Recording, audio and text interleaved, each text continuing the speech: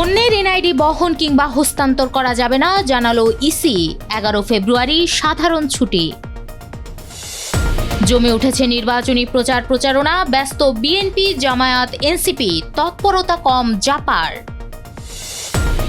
ব্যবসায়ী শক্তির কাছে জিম্মি নির্বাচন কমিশন, দাবি টিআইবির, হলফনামায় অস্বচ্ছতার অভিযোগ। ব্যাংক ঋণ দেওয়ার সক্ষমতা নেই, 1 ফেব্রুয়ারি থেকে টেক্সটাইল মিল বন্ধের ঘোষণা বিটিএম-এর। টি-20 বিশ্বকাপ বয়কট বাংলাদেশের, আইসিসির কাছে সুবিচার প্রত্যাশা ক্রীড়া উপদেষ্টার। স্বাগত জানাচ্ছি দ্য বিজনেস স্ট্যান্ডার্ডের নিয়মিত আয়োজন টিবিএস রাত 8টা সংবাদে। সঙ্গে আছি আমি বর্ণা দাস। দেখছিলেন সংবাদ শিরোনাম, এবার বিস্তারিত। নির্বাচনী প্রচারণার সুযোগ নিয়ে কিছু ব্যক্তি ভোটারদের ব্যক্তিগত তথ্য ও জাতীয় পরিচয়পত্র সংগ্রহ করেছেন, এমন অভিযোগ নজরে এসেছে নির্বাচন কমিশনের। কমিশন বিষয়টিকে গুরুতর অনিয়ম হিসেবে উল্লেখ করেছে। 22 জানুয়ারি জারি করা এক বিজ্ঞপ্তিতে নির্বাচন কমিশন স্মরণ করিয়ে দেয়, জাতীয় পরিচয়পত্র নিবন্ধন আইন 2010 অনুযায়ী অন্যের জাতীয় পরিচয়পত্র বহন, সংগ্রহ বা হস্তান্তর সম্পূর্ণ বেআইনি ও শাস্তিযোগ্য অপরাধ। এ অবস্থায় কমিশন রাজনৈতিক দল, প্রার্থী ও সংশ্লিষ্ট সবাইকে নির্বাচনী আচরণবিধি কঠোরভাবে মেনে চলার আহ্বান জানিয়েছে। এদিকে নির্বাচন ও গণভোটের দিনের পাশাপাশি তার আগের দিনও সাধারণ ছুটি ঘোষণার সিদ্ধান্ত নিয়েছে সরকার। 22 জানুয়ারি উপদেষ্টা পরিষদের সভায় এই সিদ্ধান্ত হয়েছে বলে জানিয়েছেন প্রধান উপদেষ্টার প্রেস সচিব শফিকুল আলম। জাতীয় নির্বাচনকে সামনে রেখে প্রার্থীদের প্রচারণায় জমে উঠেছে রাজনৈতিক মাঠ।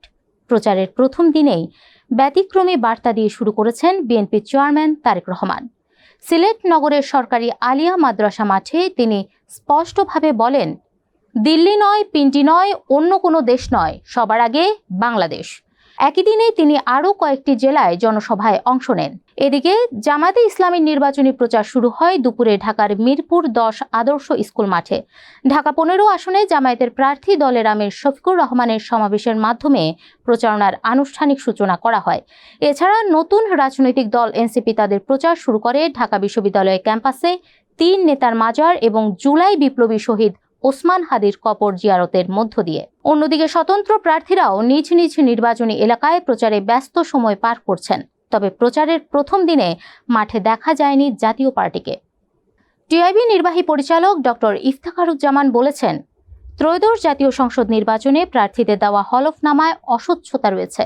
এছাড়া নির্বাচন কমিশন যখন আইন সংস্কার করে তখন যে শক্তির কাছে কমিশন জিম্মি ছিল তার মধ্যে ব্যবসা ভিত্তিক রাজনীতি অন্যতম। 22 জানুয়ারি টিআইবি কার্যালয়ে নির্বাচনী হলফনামায় প্রার্থী পরিচিতি 2026 শীর্ষক প্রতিবেদন প্রকাশ উপলক্ষে আয়োজিত সংবাদ সম্মেলনে তিনি এসব কথা বলেন। হলফনামায় দেওয়া তথ্যের বিশ্বাসযোগ্যতা নিয়ে প্রশ্ন তুলে ডক্টর ইফতেখারুজ্জামান বলেন, দ্বৈত নাগরিকত্ব রয়েছে 21 জনের। তারা নাগরিকত্ব ত্যাগ করার ঘোষণা দিলেও টিআইবির কাছে 2 জনের তথ্য আছে যারা এখনও ব্রিটিশ নাগরিকত্ব বহাল রেখেছেন। এছাড়াও একজন প্রার্থীর ঘোষিত নির্ভরশীলের নামে 2013 সালে যুক্তরাজ্যে কেনা 1.4 মিলিয়ন পাউন্ড বা 210 কোটি টাকা মূল্যের বাড়ির সম্পৃক্ততার তথ্য রয়েছে, যা ওই প্রার্থী হলফনামায় উল্লেখ করেননি।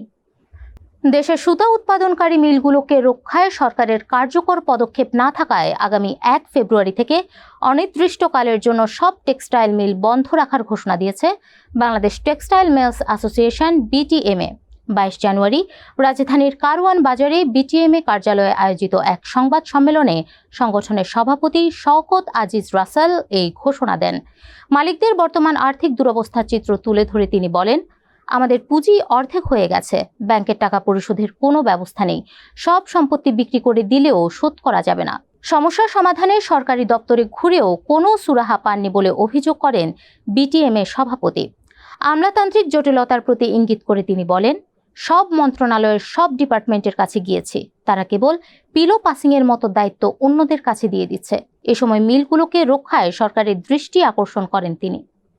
নিরাপত্তা শঙ্কায় ভারতে টি-20 বিশ্বকাপ খেলতে না যাওয়ার সিদ্ধান্ত বদলানোর কোনো সুযোগ নেই বলে জানিয়েছেন যুব ও ক্রীড়া উপদেষ্টা আসিফ নজরুল। আইসিসিও যেহেতু বাংলাদেশের ভেন্যু বদলানোর অনুরোধ রাখেনি, এর অর্থ এবারে টি-20 বিশ্বকাপে শেষ পর্যন্ত খেলা হচ্ছে না বাংলাদেশের। 22 জানুয়ারি হোটেল ইন্টারকন্টিনেন্টালে ক্রিকেটারদের সঙ্গে বৈঠকের পর একথা বলেন আসিফ নজরুল। আইসিসি বাংলাদেশের ভেন্যু স্থানান্তরের অনুরোধ না রেখে সুবিচার করেননি উল্লেখ করে উপদেষ্টা বলেন, তারা সুবিচার করবে বলে আশা করছেন তিনি।